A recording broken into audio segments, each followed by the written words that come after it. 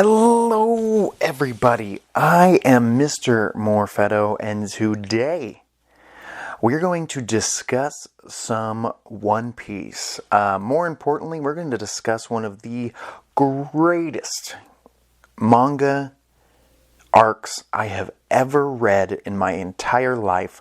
One of the greatest wars in anime that I have ever experienced. I'm talking about One Piece's Marineford. That's correct. This amazing 31 chapter experience might be my favorite arc in the entire series so far. And it's hard to pick anything else. This thing is the culmination of everything that One Piece has been so far. It's from chapter 1 all the way to the end of Marineford, chapter 580. This is the ultimate halfway point, I would have to say, for One Piece, because it peaks here. Everything we've seen from the beginning leads to this. But before I hop into this amazing arc, as you might have noticed, it is now no longer, my page is no longer Mr. Morfetto. It is now Morphanime. I have decided to simplify my YouTube channel's brand to Morphanime. When I originally started this channel, I wasn't sure if I would only focus on anime, but as you've noticed, it has been all about anime, and I decided to shorten my YouTube name to Morphanime because I think that it'll be easier for new fans to find this page if the word anime is involved or something to that effect. And I think the idea of Morphanime just makes sense. It rolls off the tongue, and I am Mr. Morfetto, and I want to say Happy New Year. Welcome to the year 2022. Welcome to Morphanime. I am your fan of more anime, and today we will be talking about Marineford. Let's hop right in with chapter 550. It kicks off with this war about to begin. You can almost feel the tension coming off the page. Only 3 hours until Ace's death. Only 3 hours until Ace's head rolls. And I assume, I have a question here, actually. These handcuffs, these sea prism handcuffs that they seem to be using a lot now on these devil fruit users that keeps their powers at bay. Since Ace is a Logia user, please correct me if I'm wrong, he can turn into fire. He is fire when he's not being subdued by these handcuffs. So when these devil fruit users are handcuffed with these stone handcuffs, they are, is the same effect that the water does, like the ocean does to these devil fruit users, is my question. Like, because he doesn't seem like he's, when Luffy is underwater, he seems almost paralyzed. But when these prisoners are in like Impel Down, they don't seem paralyzed. They just seem like they can't use their powers. Do the handcuffs just limit their powers? Is Ace's body, when he's attached to these handcuffs, just normal now?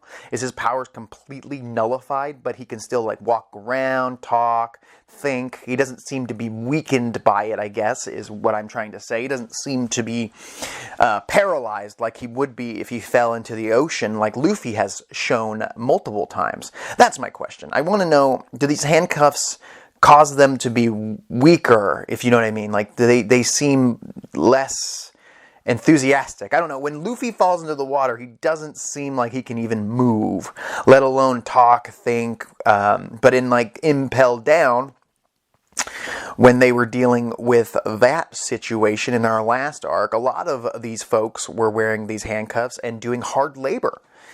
So they seem to be able, with just the handcuffs, it seems like they just lose the ability to use their devil fruit.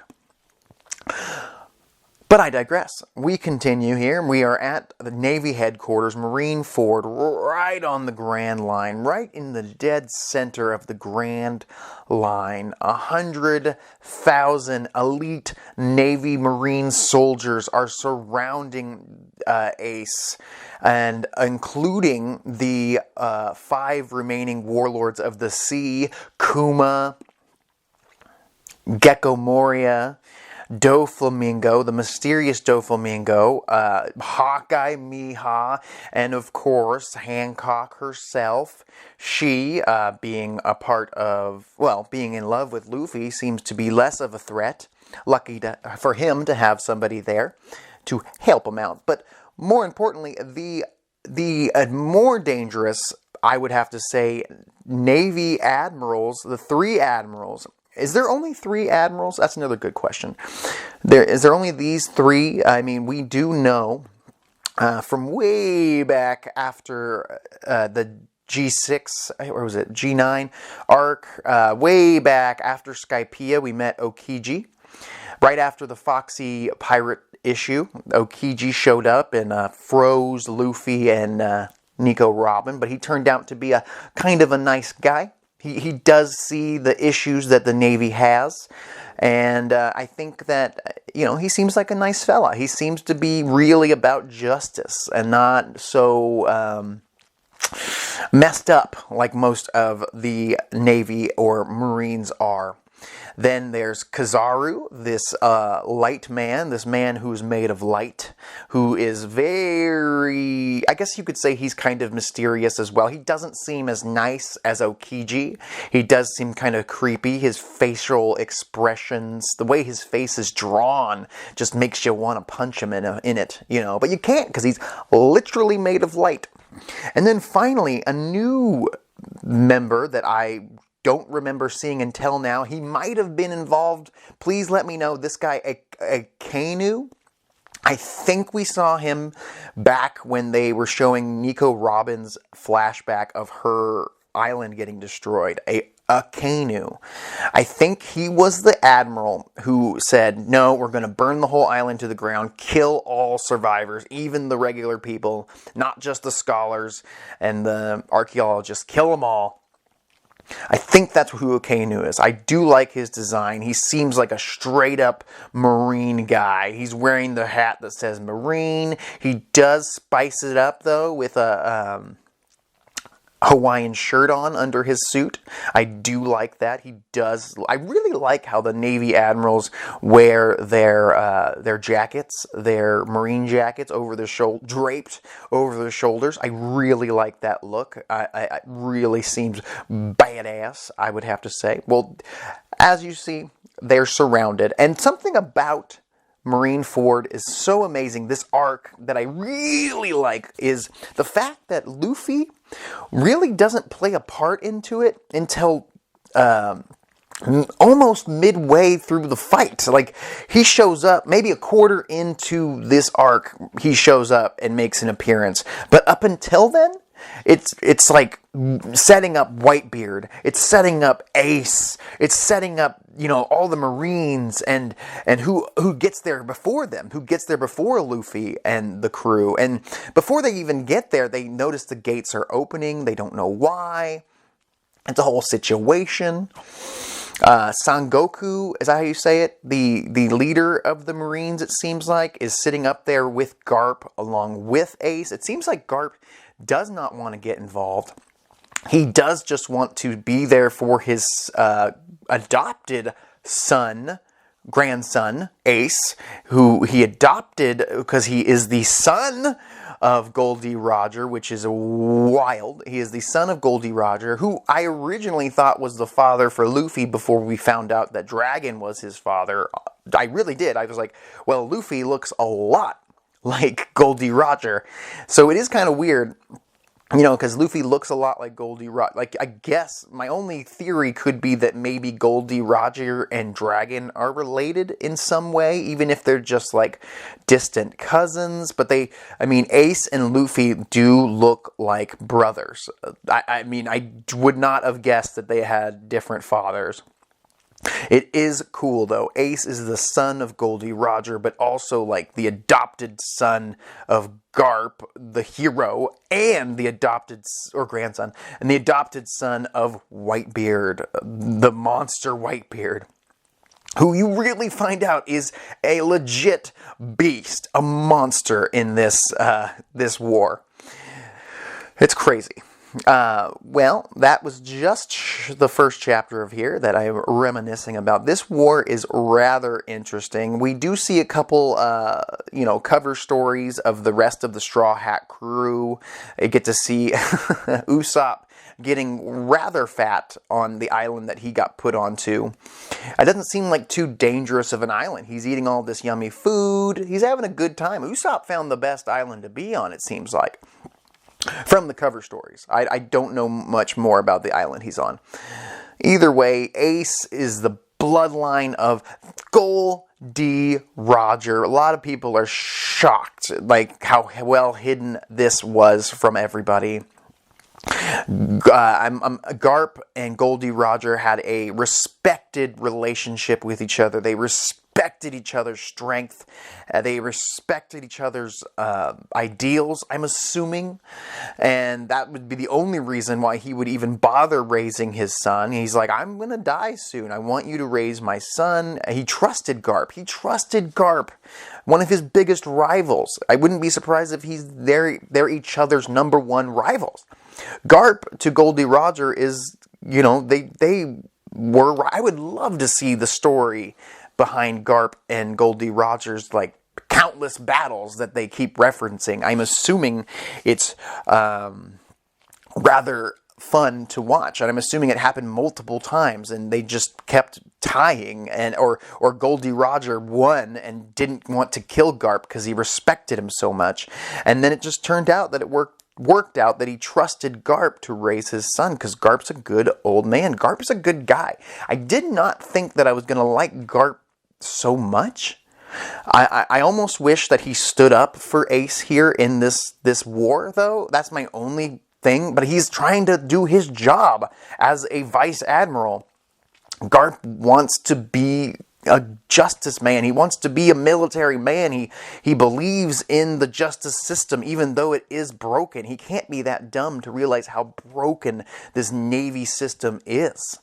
And yet he will not squash his ideals and save Ace. Like, wouldn't it have been an insane ending to this story if Garp is the one to stop Ace from being executed and frees him from his handcuffs, but sacrifices himself to save his fake son, or their grandson, his rival's son? Like, that's insane, if you ask me.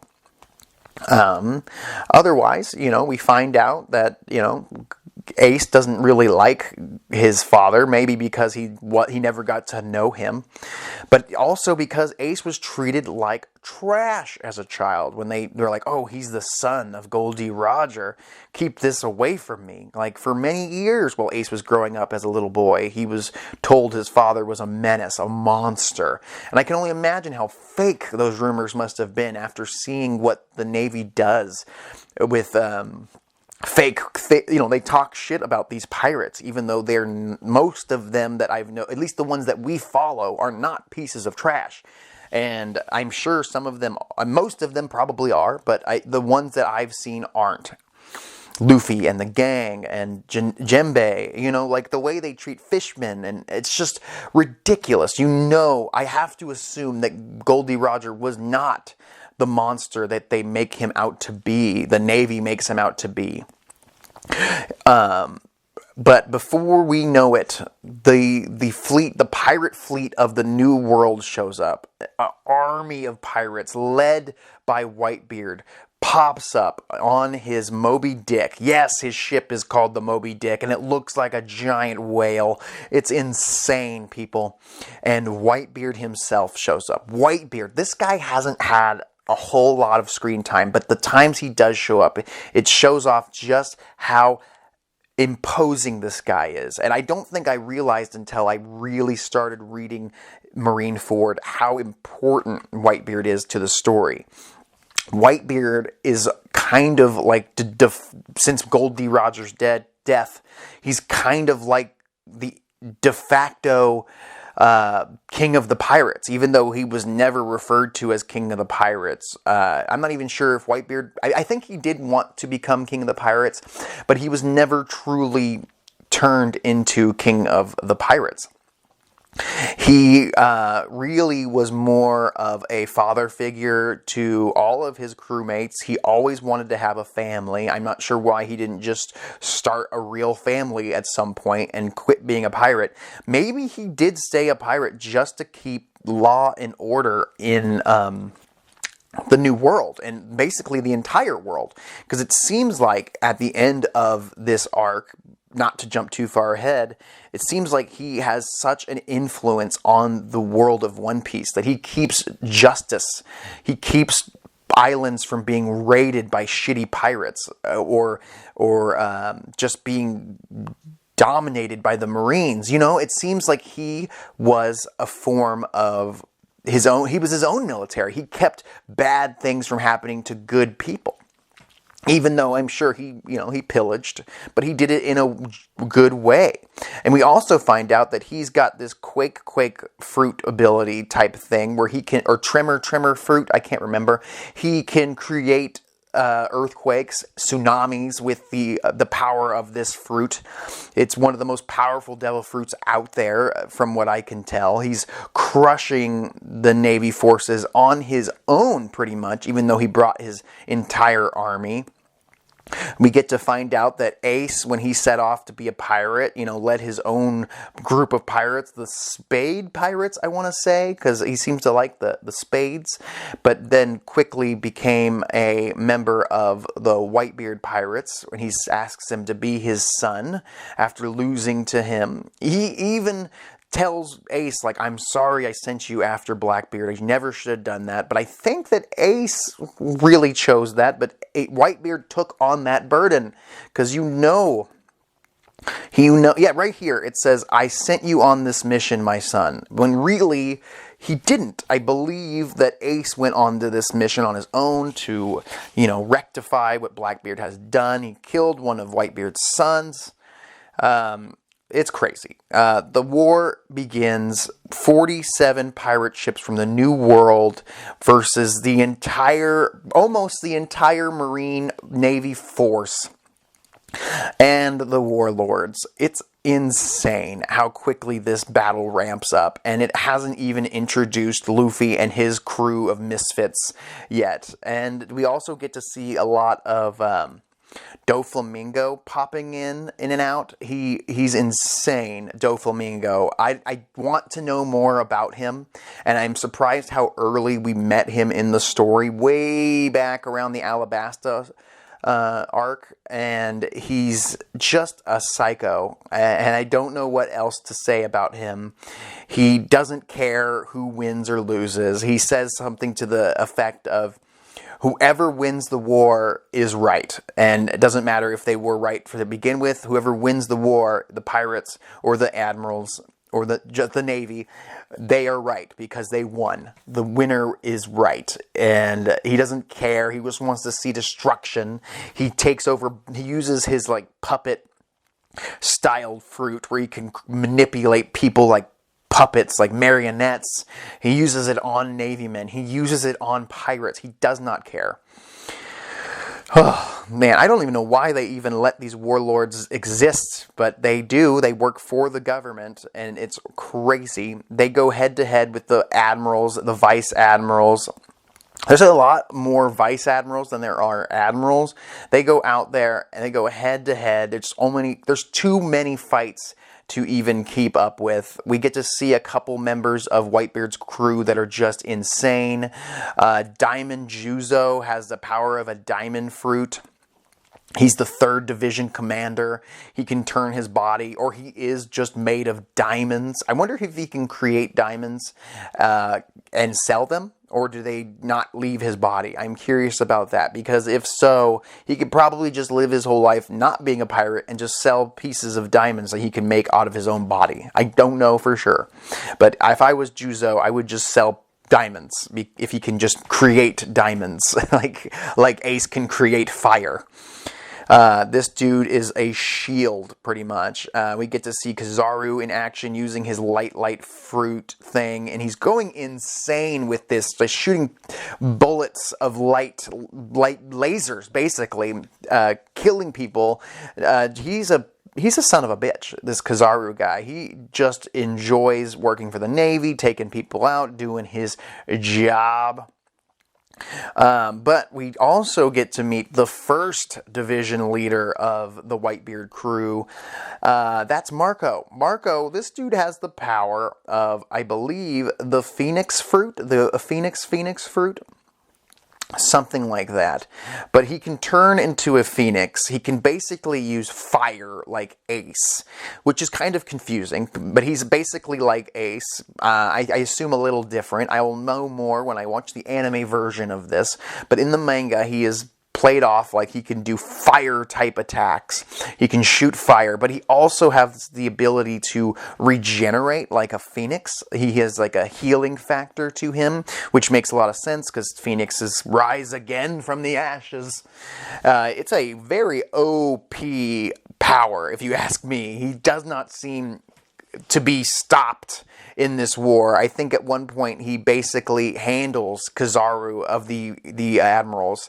He keeps him busy at the very least, and the only way they're able to put a pause on Marco is using some sea prison handcuffs, which he does eventually get off, but they put him on him to completely keep him at bay.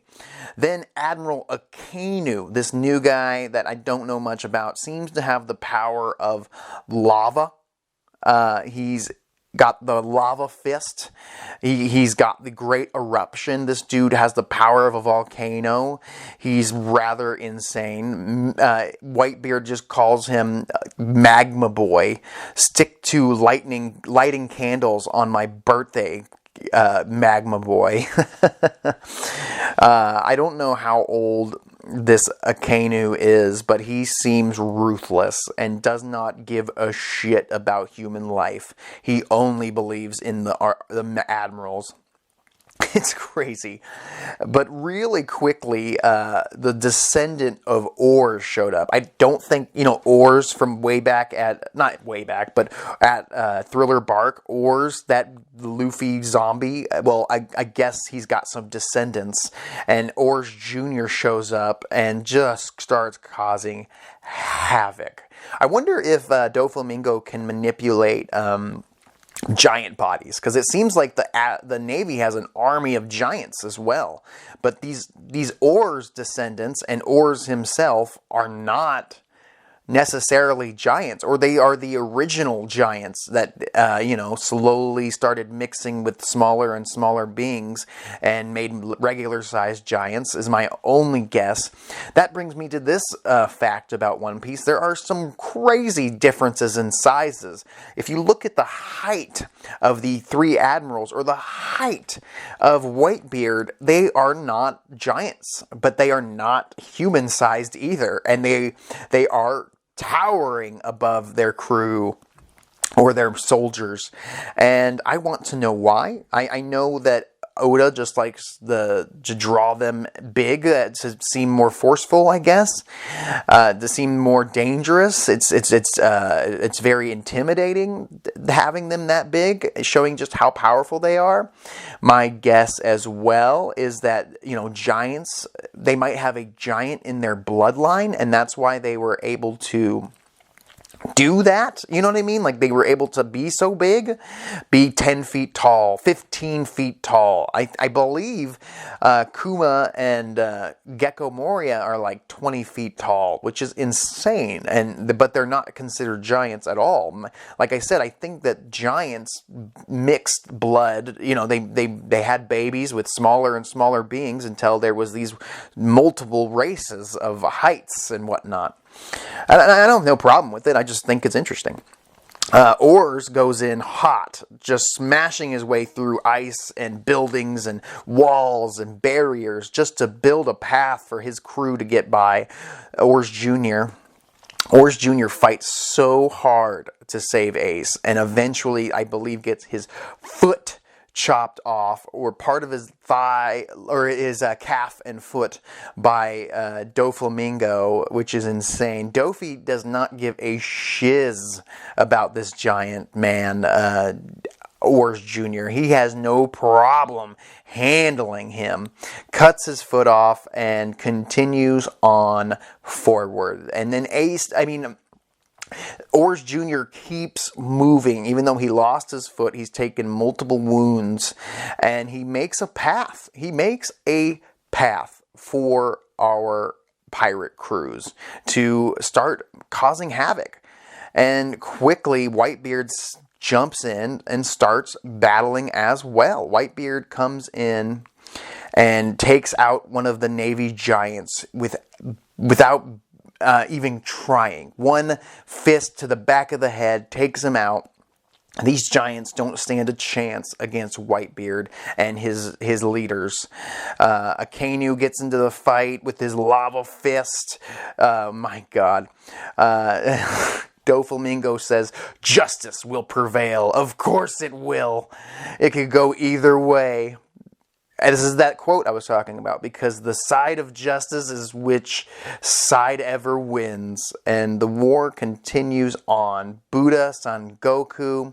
It's got to be a reference to Dragon Ball, calling him Son Goku. I'm not sure. You got to assume that the writer of One Piece is a big fan of the legendary Dragon Ball anime manga as well.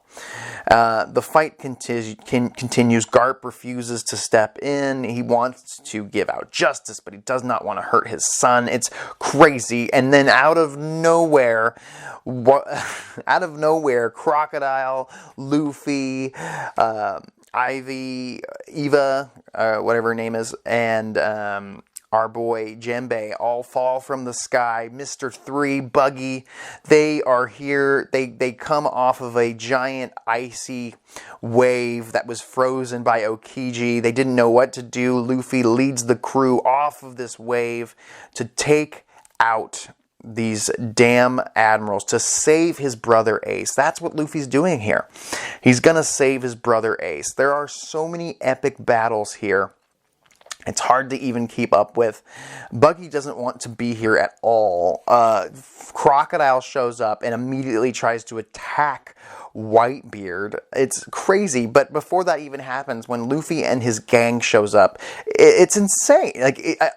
Buggy's there, Jinbe, they're just lined up like monsters. These people we've known since the beginning, like Buggy, Luffy, and Mr. 3 and Crocodile, and then you've got powerhouses like Jinbe ready to cause havoc, ready to save the effing day. We get to see Smoker show up and start fighting as well. Smoker doesn't believe in what the Navy's doing anymore like he used to. He believes in justice as well. Crocodile, like I said, attempts to fight Whitebeard. Luffy steps in and says, "No, we are a team here, Croc. Listen to me." And I think Crocodile at this point respects the crap out of Luffy. I believe. At least that's what it seems, because he steps down. He says, okay, even though Crocodile has some kind of vengeance for Whitebeard, the man who beat him at one point, he respects Luffy for beating him at one point. And Luffy stands there next to Whitebeard, and Whitebeard respects his tenacity. He respects his attitude. He respects the crap out of Luffy. And who wouldn't? Luffy doesn't care if he's Whitebeard. He doesn't care if they're admirals. He doesn't care if they're celestial dragons. Luffy believes in what's right and what's wrong, and he believes in saving his brother Ace. He wants to go on his pirate adventure, and he wants to save his brother. Luffy runs ahead first into this war. He doesn't care that he's outmatched in every single way. I mean, at the most, I would say Luffy's about as strong as a... At this point in the story, Luffy's about as strong as Gecko Moria. I mean, I don't even know if I could say that, because the only reason he was able to beat him was with help from his crew. He might not even be on his own as strong as a warlord. He can use strategy and skill, and he's got his gear 2 and 3 to help him out at this point. He's just right there on the cusp of being as strong as a warlord, but Luffy on his own could never, at this point in the story, handle a member of the Admirals. The Admirals are insanely strong with their Devil Fruit abilities. The Ice, Light, and Lava Logia fruits, I believe, are insanely OP. I don't think Luffy's as strong as Marco. I don't think Luffy's as strong as Ace. But Luffy runs in headfirst, punching whoever gets in his way. It's crazy. Ace is telling him, you don't need to save me. I don't want to be saved by you. I have my own adventures. I have my own friends. There's no place for you in my life. He tries to get Luffy to run away. He says, get out of here, Luffy. I don't want you to get hurt. Luffy says, I am your little brother. I will not run away. Luffy's running in, taking people out. Whitebeard basically says, hey, support that kid. Help him. The son of Dragon the Revolutionary. Everybody's shocked by that as well. The son of Dragon. This Dragon guy must be rather powerful. I mean, last time we saw Dragon really do anything of note in the story was when he saved Luffy from being executed by Buggy the Clown way back at Rogue Town, I believe. And I think he has the power of like the weather fruit, because the weather changed as soon as Dragon showed up. Luffy comes in, kicking ass, taking names, not giving a shiz about these sons of bitches. He's coming in hot, to say the least. Buggy the Clown gets manipulated into working for or with Whitebeard instead of attempting to fight him. And basically he tells him, hey, you're Buggy the Clown, I remember you. And then Buggy's little crew that he put together at Impel Down are like, oh my god, Whitebeard treats Buggy like an equal. And either way, he's just like, I have no time to deal with Buggy's bullshit. I need him on my side right now more than anything. So, Whitebeard was able to get him to join the fight. Damn, I forgot about this. Jinbe comes in and punches Gecko Moria so hard. Oh my god, and Smoker comes in out of nowhere. There's so many fights back to back to back. Smoker comes in and whacks the shit out of Luffy. It's been so long since we've seen Smoker and Luffy go at it. Smoker's a smoky fruit fella, but he uses like a sea prism type weapon so he can take out other Devil Fruit users. I almost forgot that Smoker exists in this world, but he's very powerful. I would even have to say that Smoker is still stronger than Luffy. I'd really like to see those two go head-to-head to a finish. But I have a feeling that Smoker is more of an ally at this point. We find out that Kuma might be dead, because it seems like whatever Kuma did to separate the Straw Hat crew back at the archipelago was not was not the way that the Navy wanted to handle that. And now he's been replaced by all these cyborgs. I think he was already mostly a cyborg to begin with. Maybe he is this Kuma here at the war, but he cannot make his own decisions any longer.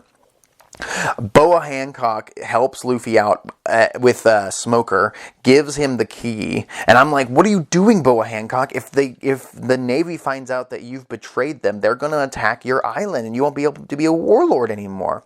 Turns out, she don't give a shiz, and she's so beautiful that she'll just tell them, I'm sorry, I didn't mean to do that, it was an accident. And she'll play it off, and she'll manipulate men into agreeing to whatever she has to say. She subtly and not so subtly helps Luffy, gives him the key, helps carve a path for him to get through Smoker and whatnot.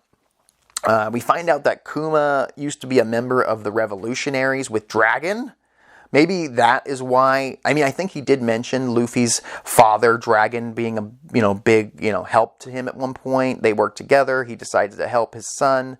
It's pretty cool, I'd have to say. Luckily, Luffy brought such an amazing crew with him to help him out. It's so cool seeing Mr. One come in and bash some people out. Mr. One actually shows up and kicks ass. What's his name? Something Bones. He kicks ass, takes names, has his blade arms, blade body. And of course, Crocodile using his sand abilities just to put everybody out. And actually it does show here that he, yes, while he's attempting to fight members of Whitebeard's crew, he gets thrown into a battle with Doflamingo. And the thing is with Crocodile, I thought that maybe Luffy had surpassed him, and I guess you could say that he has. But Crocodile's such a menace. His ability to manipulate sand, to be sand. He's very hard to beat unless you have a continuous source of liquid to harden or to moisten your body so you can actually strike him. Otherwise, you cannot hurt Crocodile. Crocodile is no slouch, and he's able to fight Dofi head on. I think that Doflamingo would win in a battle between them because he's still a villain we haven't really got to see 100% of. But what happens after that is insane. We get to see Luffy momentarily fight Hawkeye Mihawk, the man who crushed Zoro. Zoro way back at the Baratier, and now he's here defending the Navy. I gotta know. I mean, this Hawkeye Mihawk seems like a nice guy. He seems like a good guy. He's friends with Shanks. He seems like a good pirate, but he works for the Navy for some reason. The Navy must have like something on him, like his son or his children or his wife in prison or something, and they're like, you work for us and we'll let them go, or you work for us and we won't attack your family. That's the only thing I can think of to why Hawkeye Mihawk would help these bastards. But he goes and tries to take out Luffy. Luffy doesn't stand a chance with this guy, and starts cutting literal ice waves behind Luffy with his power. Like, I don't think that Zoro at this point could even stand up to the power of Hawkeye Mihawk. Like, Hawkeye Mihawk must have been holding back so much when he took on Zoro way back when. What I love, though, is Luffy comes up with a strategy by pulling Chop Fruit himself, Buggy, into the fight with Hawkeye Mihawk, and he can't cut him. He can't cut Buggy because he has the power of the Chop Fruit. He will just come apart. No matter how many times Hawkeye Mihawk cut him, he would just come apart and come back together again. So I'm assuming he can't be sliced up. He's just swords do not work on Buggy at all. No way, no how. He will slice up himself if he wants, but he can be cut up into a million pieces and come right back together again. That's a hell of an ability. If Buggy knew how to use it properly, he'd be rather powerful. I really love Buggy a lot. And then Hawkeye Mihawk ends up getting taken down by the 5th division leader of the Whitebeard Pirates, Vista. This dude seems rather interesting. He's a swordsman as well. He's got a really cool mustache, and he ends up holding off Hawkeye Mihawk. This guy seems really powerful if he's able to hold off Hawkeye Mihawk, but he's gotta be. If you work for Whitebeard, you gotta be tough. And if you're a division leader, you have to be as strong as a warlord, I have to say, at this point, now that you kind of know what's going on. But before the Luffy and Whitebeard can even get a foothold in this war, an army of Kumas show up. The Navy turns off the feed to all the people watching, just so that they don't see this army of Bartholomew Kuma destruction cyborg terminators come in and start attacking Whitebeard's crew from the rear. Oh, it's insane. There's so many elements to this war, it's hard to keep up with. I mean, just the three admirals alone, in my opinion, would have been hard for Whitebeard and his crew to handle. But having just a massive force, and every time a Marine or a pirate dies, or gets to, not dies, yes, they die, Gecko Moria comes up, snips some shadows off some people, and starts manipulating them, or puts them inside of his body. I love that Buggy the Clown uses this time to control some cameras to show the world that I'm Buggy the Clown, the legendary pirate. That's right, I used to work with Goldie Roger. Look at me, world. I'm the future of this world. You know, it's crazy how he's trying to use basically social media, this version, you know, using the camera to his advantage here. It's like, nobody wants to see you. We want to know what Whitebeard's doing.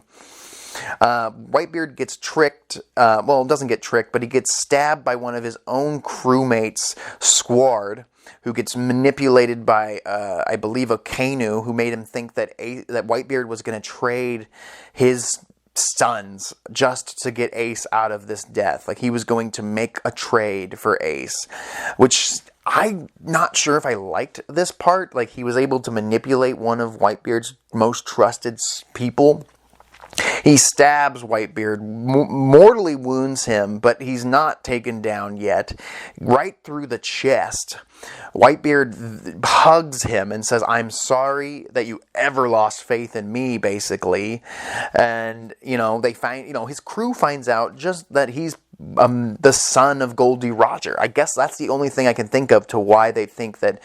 They're like, Goldie Roger was one of your biggest rivals, and you are letting his son be part of our crew. Not only that, you're going into war for Goldie Roger. Son Ace. I don't know. It's crazy. Then quickly after he gets stabbed, you see Crocodile say, "Cut the pretenses, Whitebeard. The man who defeated me could never be the weakling I see before me now." Even though, like I said earlier, Luffy defeated you too, Croco. I don't think you're that crazy powerful. I think you're powerful. I gotta say, I love seeing Crocodile on the good side. And I don't think I ever liked him more than I do now. And it's such a good turnaround for him. And I really hope that we get to see more Crocodile going forward, leading a crew. Maybe go back and get members of Baroque Works and get them back together, and maybe he'll start his own pirate crew again. Crocodile's kind of cool. You know, he's not as bad as the guy as you might think. He's not as bad as Spandam. He's kind of a badass. I think he's way cooler than Gaara from Naruto. I gotta say, this war is perfection. This war, if I had to compare it to other battle royales, basically, in other wars in other anime, this war tops it all. This is my favorite war in all anime manga history, I gotta say. If I compared it to the Great Ninja War from Naruto, it blows it out of the water. If I compare it to the Tournament of Power in Dragon Ball, easy win here. This war is so well done, and it just flows. Like, I read these chapters so quickly. 31 chapters, so many pages, and it was amazing. Whitebeard is such a beast, kicking ass, taking names. He comes in hot with a stab wound from his own crewmate that he forgave immediately, and proved that he is not here to sacrifice any member of his sons. He's actually here really to sacrifice himself to save Ace. It seems like he knew that this was kind of the end for him. There's an amazing shot of the three admirals standing to protect, basically keep Whitebeard away from Ace because they know if he makes it that far, it's over, baby. They can't even handle Whitebeard. Even the admirals are afraid to go one-on-one with Whitebeard. They try, but they just can't. The only one I kind of think that might be able to handle him is Akainu. The lava fist is insane. He starts raining fire down. Shit goes crazy. I just can't believe it. Law is on his way to this war as well. I don't know why he's not even there already. Maybe he just didn't think this was going to happen. Man, this war is insane. The battles, Little Oars Jr. gets back up with one leg and shiz.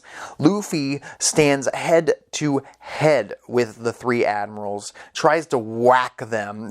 he tries to hit them with like a ship mast, and it gets frozen solid by Okiji. He doesn't stand a chance against the three admirals at all. No way, no how. The admirals can't be touched by Luffy because they are made of ice, lava, and light, for God's sakes. Luffy comes in, and right before Ace is about to get his head cut off, my boy Crocodile, who's quickly becoming one of my favorite characters, at least in this arc, in this chapter, shows up, uses his sand abilities from a distance, and stops the two that were going to slice off Ace's head right before it happens. It's amazing. I just love it oh so much. There's a point where Crocodile gets his head cut off as well, and I'm like, what just happened? And I thought maybe he died just for a quick second, but it really was just, it really was his sandy head. He could just, he could just pop off his sand head anytime he wants. So Oars Jr. comes and pulls a ship to start building a path once again. Oars Jr., I do believe, dies for real after that. They don't let his sacrifice go in vain. Son Goku's just like, what are we going to do? Luffy's almost here. There's nothing they can do. Whitebeard shows up and starts fighting the admirals and helping Luffy out. Luffy's basically on his last leg. He gets pistoled. Shit is going down. He's done for. He gets taken down by Kizaru, the same guy who basically took the Straw Hats down before. Oh my God, this is such a good arc. I highly recommend, if you never want to read anything about One Piece, just read this. And like I was saying earlier, it's so crazy that the rest of the Straw Hat crew, the people that they've spent so much, Oda has spent so much time developing, Zoro, Sanji, Nico Robin, Nami, Brook, Frankie, Chopper, Usopp, these beloved characters, none of them are there. Only Luffy. Only Luffy is there. And it's crazy to me that he's able to write this amazing story with just the main character involved and a bunch of villains turned good and of characters that we've met along the way, but really only Luffy. And Luffy isn't nearly the strongest character. Luffy is not thrown down your throat in this arc like a Goku or a Naruto would have been. He's not overpowered. He's not guaranteed this victory at all. And the only reason he's able to make any foothold in this war is because he's surrounded by allies that he's collected or happen to be there helping him out. He needs his friends. There's a reason why Luffy is my favorite main character in all anime. He's such a good MC. He's so well written and so well power scaled, in my opinion. Garp decides to step in and knock out Marco. This is where I go, come on, Garp. Come on, Garp.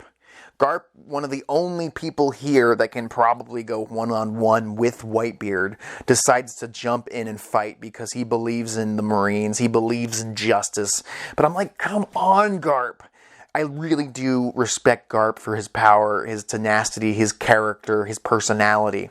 But I wanted him to make the sacrifice. I wanted him to knock the shit out of Son Goku, knock the shit out of Akainu. and just save his adopted grandson. Save Ace, Garp. Save him. Don't fight the pirates. Help. Come on, man. You don't want to see Ace be killed here. You don't believe he deserves to be executed. I don't think he deserves to be executed. Maybe put him in jail, but don't execute Ace. It's so hard to decide who's really the good people here, because there are good people on the Marine side that really just believe in helping the weak, and there are pirates here that believe in the same thing. It's the justice system here is so out of whack, just like the real world. Luffy says, "I'm going to save you." He tells what's her face, Ivy, to give him another shot of adrenaline to help him out. She gives him the shot of adrenaline. Luffy stands up and screams, but Luffy's still hurt. He mentions to Luffy, "Hey, you will not, your body, if you collapse again, I will not give you more hormones to trick your body. It does not fix your injuries. It just helps you keep going." And right before Luffy can even start charging towards Ace again, Kobe jumps in. Kobe, who's freaking out, who says, "I have to fight or I'll never change. This is my battlefield. I have to fight like I want to kill Luffy." And before he could even do one strike on Luffy, Luffy punches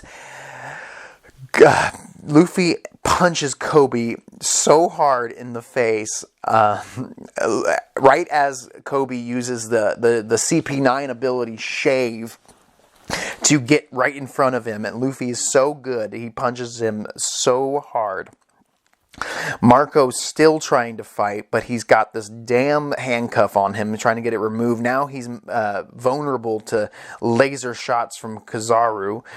Things aren't looking great for the Whitebeard crew, but luckily they have Whitebeard there, and Whitebeard does not want help, but Jinbe and all the other pirates on his crew are there to help him out.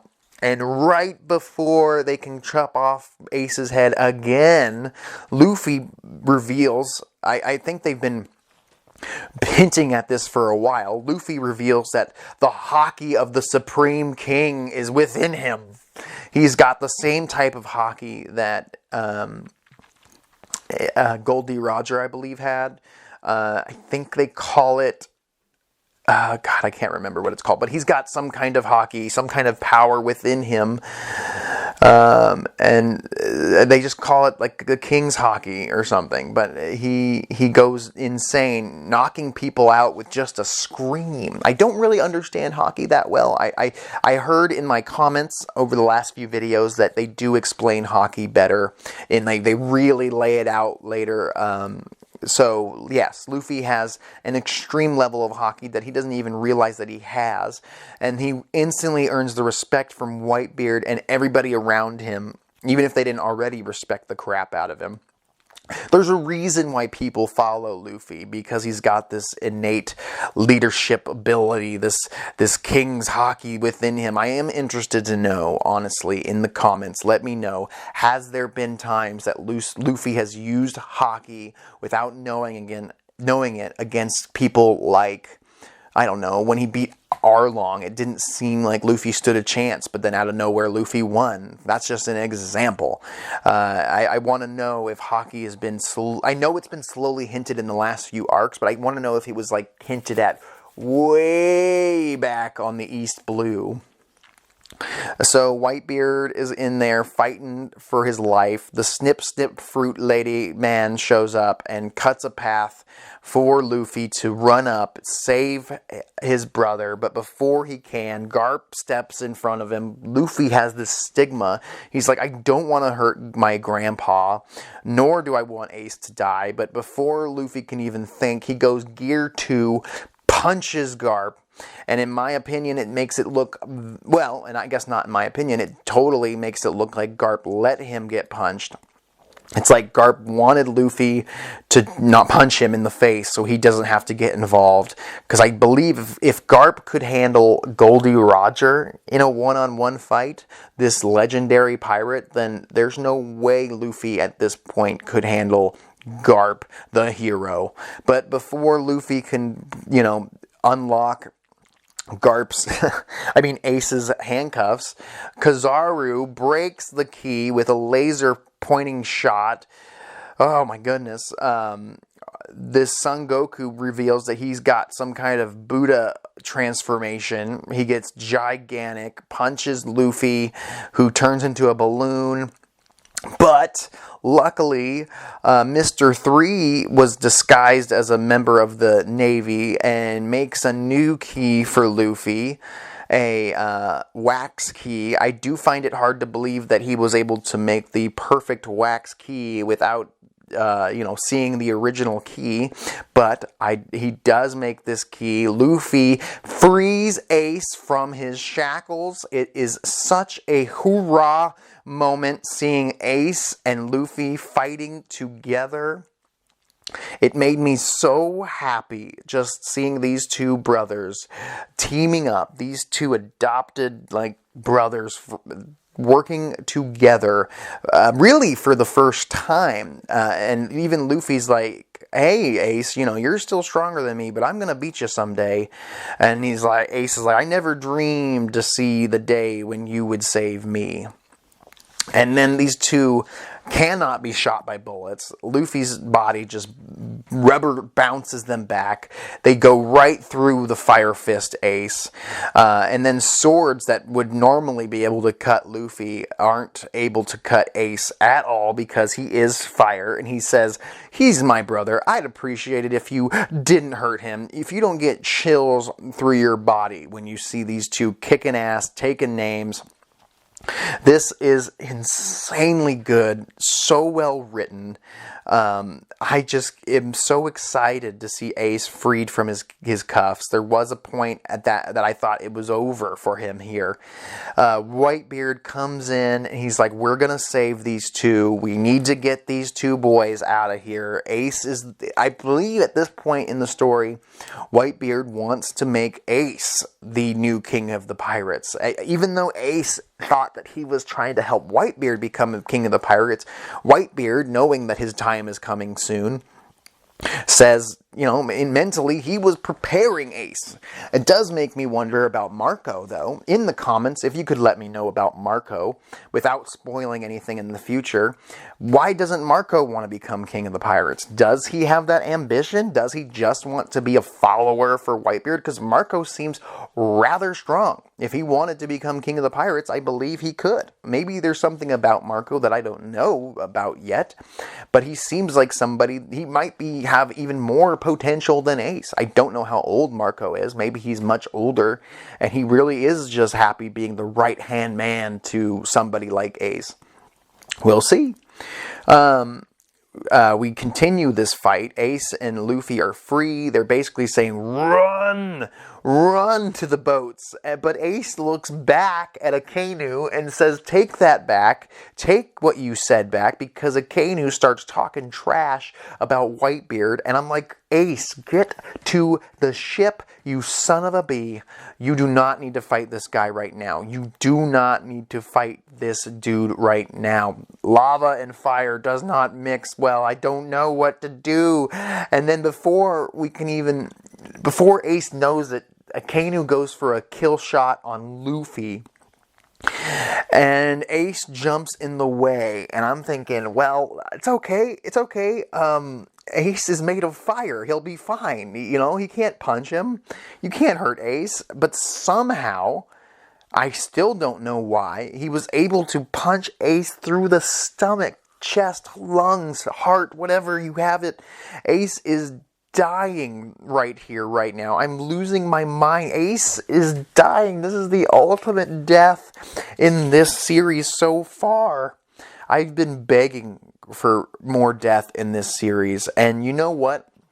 Out of all my complaints about not having enough death in this series, and there were a few highlighted moments like Pell from way back at the Baroque Works Alabasta arc, when Impel didn't die with the explosion. That was a big sin, in my opinion, still. I feel like Wiper probably should have died on Skypiea after all the times he used that reject dial. And I believe... Oh, and I think Spandam should have died because he was just a piece of shit. But, honestly, by this author Oda not killing really anybody that I can really remember, other than Bon Clay recently, which was super sad and super memorable and so excitingly, I did not expect Ace to die here at all. I was losing my damn mind because I can't believe he pulled the trigger here. It's like you guys kept saying in the comments, like, death will matter in this series, and it's going to matter so much more because of all the times that he faked us out with death and how many times these characters have survived major injury and got right back up again and kept fighting. I think I was just not expecting somebody like Fire Fist Ace to die.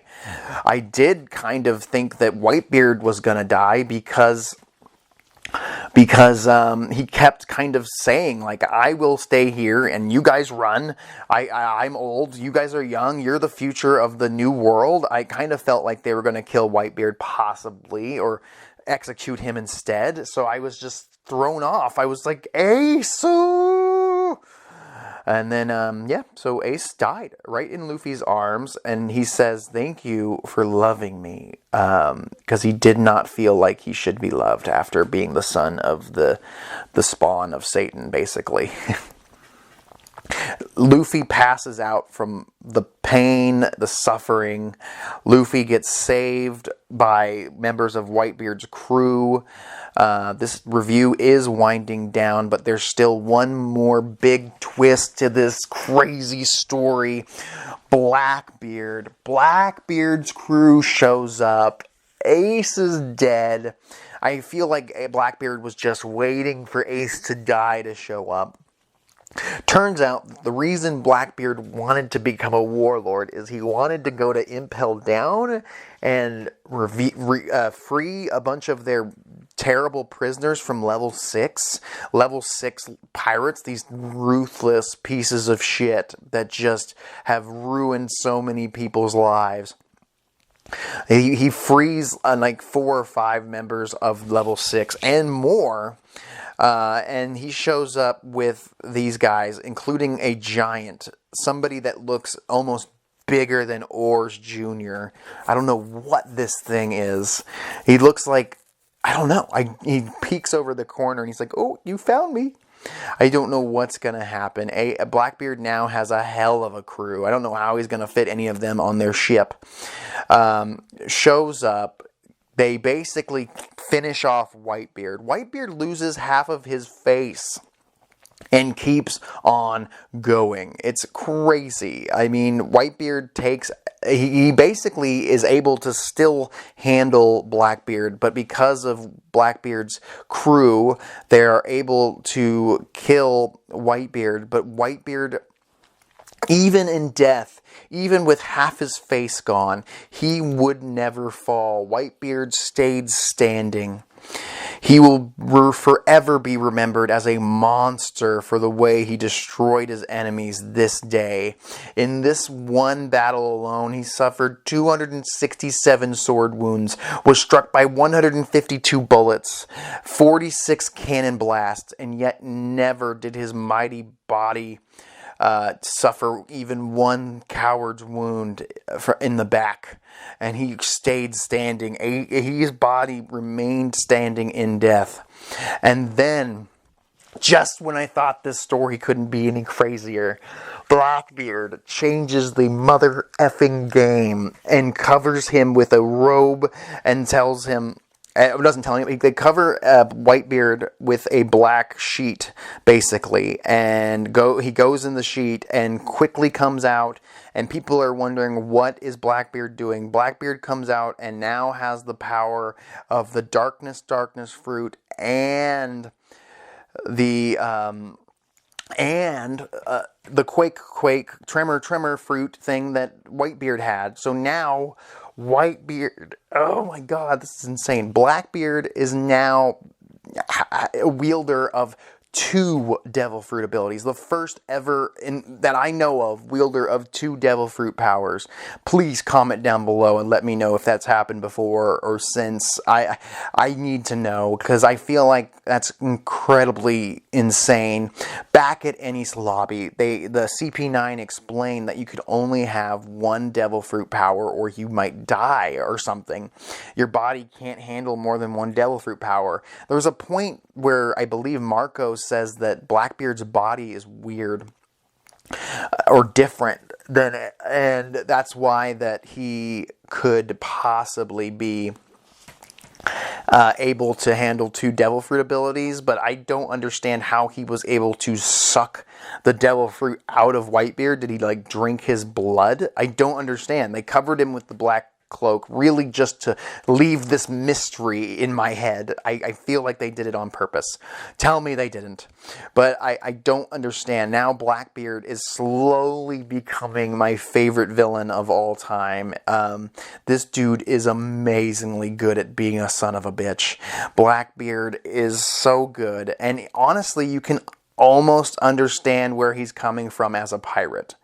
I will destroy everything. I will swallow everything up. No one can stop me. It's so crazy. Kobe gets back up and steps in front of a canoe.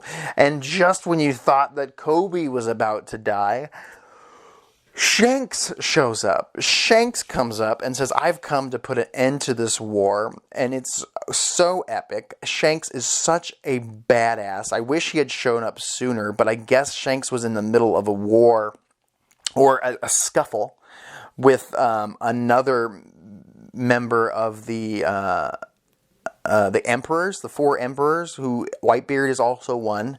But I guess Shanks was busy dealing with another emperor. I'm assuming these emperors, I think they've mentioned it before, are other pirates. Super pirates like Whitebeard. And now that Whitebeard's out of the picture, who knows what's going to happen? Yes, so Shanks shows up with his crew that we met way back at Chapter 1. These guys that we've barely seen any of. They're probably way more powerful than they were before. Shanks looks ripped. He's got 1 arm and a sword. He shows up, blocks, with his sword, blocks a lava fist, and threatens everybody. He says everybody needs to stop right now, just like Kobe the Navy boy said. Everybody needs to stop. Also, they kind of hint at Kobe having some kind of ability because he seems to be sensing everybody's pain as well. I don't know. This is crazy. This and then the whole arc ends with Luffy being taken away on a damn. Luffy gets taken away on a ship with Law, who says he's a doctor. So Law's a doctor, what, like Chopper? I don't know. Like, that's insane. I don't know what Law is going to do. He's some type of doctor. I think they called him a surgeon at one point, because Luffy is effed up. Luffy cannot just come back from this like he has before. Luffy has sacrificed years of his life to save Ace, and it was all for naught. Not only did Luffy take away parts of his life and will not live as long as he would have before somehow, because he just gave up so much. His body is wrecked. We also lost the force that is Whitebeard, the future that was Ace. I mean, all of Ace's burdens are now on Luffy. And now, what does this mean for Marco and the rest of the Whitebeard crew? Is it going to become the Marco Phoenix crew? I don't know. Like I was saying earlier, I feel like Marco's rather strong. He has the power of like a phoenix. He can regenerate. He's made of fire, sort of like Ace. Is he a Logia type user as well, or is he more of a zone type like Chopper? since he can turn into a phoenix. He must be more of his own type. That's actually really interesting. I'm just now thinking of this. He's probably more like Chopper. He's kind of like a 50-50 creature, a legendary creature, kind of like that Drake guy who can turn into a damn raptor or T-Rex. Oh my god. The whole world watched the death of Whitebeard, who's going to be treated like a monster, even though he did so many good things for the world, and all he wanted to do was have a family of pirates. I am curious why he didn't settle down and just have kids with some lady. Maybe he was too old. It turns out that, Whitebeard wasn't as old as I thought he was. For some reason, I thought Whitebeard was going to be revealed to be like 130 years old when he died. But he was like 79, some more realistic age. Even for a 79-year-old to have that kind of physique and power is insane. But to me, it does feel way more realistic that he was 79 and he was able to do all that damage and take all that damage. Oh my god, people. One Piece is seriously the greatest thing I've ever read. And I'm so happy that I decided to hop into this world back last year. And now reaching this point in the series where Luffy has to really come... How is he... This is the worst thing that ever could have happened to him. I guess the only other thing that could have happened to him maybe would be his crew dying in front of him as well. That would maybe be worse than Ace dying in his arms. But this is somebody he grew up with. I mean, with the rest of the crew, there has been death in their pasts. And we get to see their pasts and get to see people die in front of them and sacrifice for them to make it to where they are today. But really, we didn't know about, other than Shanks losing his arm for Luffy, we didn't know if Luffy had lost somebody important to him. And now the happy-go-lucky Luffy could be gone forever. I don't know. Maybe he won't smile as much as he used to. Luffy has one of the most memorable anime smiles I can think of, and now that he lost something so near and dear to him, will he smile again? Will he be able to take this with stride? Will Luffy be able to... I don't know. I don't know what's going to happen going forward. I do know that he's got some kind of hockey ability that will, I assume he will develop. I think, now I'm thinking about it, I think it's called Conqueror's Hockey. Could be wrong. Please comment down below. Let me know. I think that Ace, if Blackbeard can steal powers somehow, and I'd like to know how, maybe Luffy can obtain Ace's powers, and then Luffy would have the power of fire and rubber. So maybe that's what the future holds. Maybe somehow he can continue Ace's legacy. He can fight Blackbeard down the line in the new world with fire and rubber versus darkness and earthquakes. And who knows what kind of hockey Blackbeard has in his back pocket. Oh my god, there's so much to theorize. I can't wait for Zoro and the rest of the crew to show back up. I want to know what they're doing. The next arc I plan on reviewing here on More Fanime is the post-war arc, which is much shorter, so the video will probably be about half this length, unless they throw a million facts at me and new things to learn about this world. I love Oda, I love One Piece, I love Luffy, I love this story, I love the fact that there was finally an epic death, because I'm still not convinced that Bon Clay is really dead, even though I'm thinking it was the perfect death for him because it was so memorable and epic. I'm not even sure. Honestly, I think that Bon Clay's death might have been a little sadder. I don't know, because I was really starting to like him, and I was like, Bon Clay might join the Straw Hats. But even Whitebeard's death was so gut-punchingly sad. Man. I'm Mr. Morfetto, and this is More Fanime. I will talk to you later.